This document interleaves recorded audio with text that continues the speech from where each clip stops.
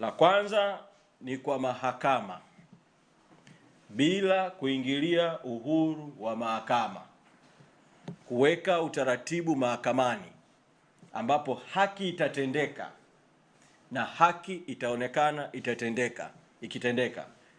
Na utaratibu ni rahisi tu. Shauri hili sasa liko mahakama ya rufaa. Mahakama mbili hizi, mahakama ya rufaa na mahakama kuu hapa Dar es Salaam, ziko karibu.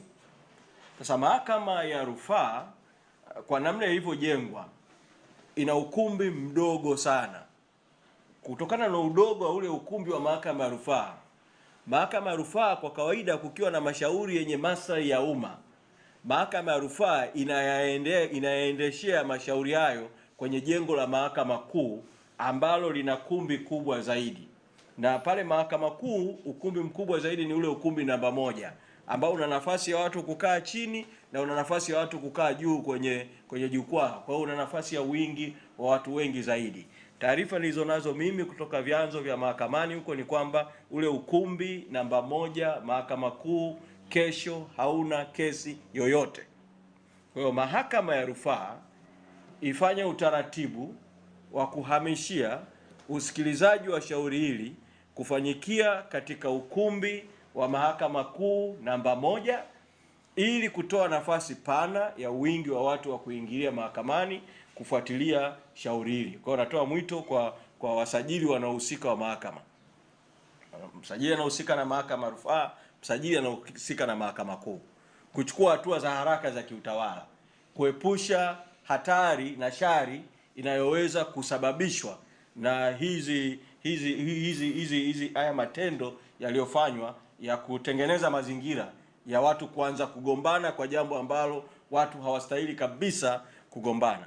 Na nitoe mwito wa wazi kwa jaji mkuu na jaji kiongozi, kama watendaji na viongozi wanaosimamia muhimili wa mahakama katika majukumu sio tu ya usimamizi wa haki na majukumu ya kiutawala, kuweza kuingilia kati jambo hili ili mahakama kwa ujumla wake, mahakama ya rufaa na mahakama kuu, isipate aibu ya kuonyesha kwamba imeshiriki njama za kudhibiti watu, idadi ya watu na uhuru wa watu kuwepo kwenye mahakama ya umma ambayo ni mahakama ya wazi, ni open court, kusikiliza shauri kubwa kabisa la uhaini, shauri linalomhusu kiongozi wa kisiasa anayeongoza chama kikuu cha siasa Tanzania, mwenyekiti Tundu Antipas Lissu. Kwa upande wa kwanza ni upande wa mahakama.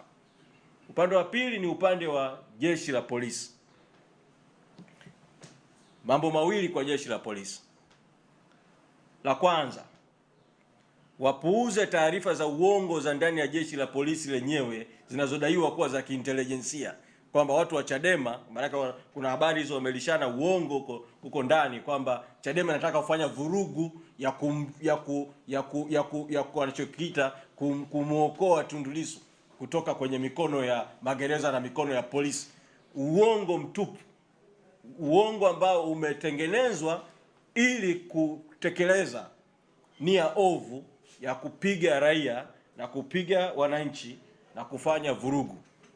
Watu wa polisi wenye kuheshimu utawala wa sheria, haki na maadili waepukwe kuingizwa kwa uongo kwenye mzozo na mgogoro ambao utalichafua zaidi jeshi la polisi ambao tayari limeshajichafua kwa matendo mbalimbali ya siku ya nyuma. Badala yake jeshi la polisi, na hapa ni mzungumze na IGP kwa sababu bahati mbaya sana polisi kanda maalumu Dar es Salaam na polisi maeneo haya yanayohusika na eneo hili mpaka wameamua kupanga hayo walioyapanga, manake ni kwamba wameshakubali uongo huo na wanaongozwa na uongo katika kupanga utaratibu wa ulinzi na usalama katika jambo lenye maslahi ya umma ya wazi kabisa.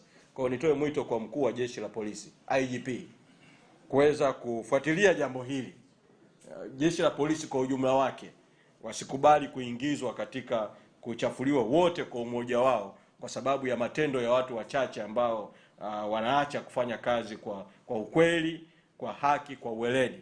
Na tukumbushe jeshi la polisi, na nikumbushe IGP, matendo kama haya ya taarifa za uongo zinazoitwa za kiintelijensia ndio yalifanya jeshi la polisi likapiga watu mahakama ya Kisutu pale, wakati kesi ya mwenyekiti Lissu inakwenda kwenye hatua ya komito mwezi Aprili mwaka 2025, wakapiga watu wengine, wakabebwa wakaenda kupigwa huko maporini, Mabwepande na mapori mengine, wakatupwa, wakadhalilishwa. Na sio wana viongozi wa Chadema peke yake, viongozi, wanachama, mpaka baadhi ya waandishi wa habari wakiwa wanatekeleza wajibu wao wa kisheria. Lile jambo lile doa lile bado liko mikononi mwa jeshi la polisi, na bado sisi tunaendelea kusisitiza hatua mbalimbali zichukuliwe na wadau mbalimbali kuhusu yale matukio ya Aprili 2025.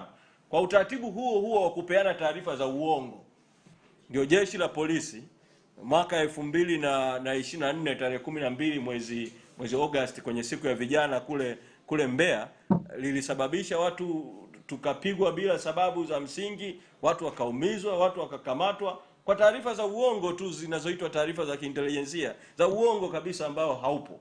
Sasa safari hii tena jeshi la polisi linataka kusababisha matatizo makubwa kwa kuendeshwa na uongo badala ya ukweli na uweledi.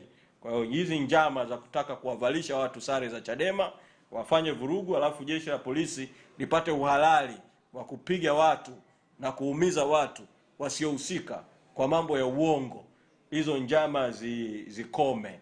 Tumeamua kuzisema wazi kwenye vyombo vya habari, hizo njama zikome, ili kesho kesi isikilizwe kwa njia za haki, kwa njia za amani.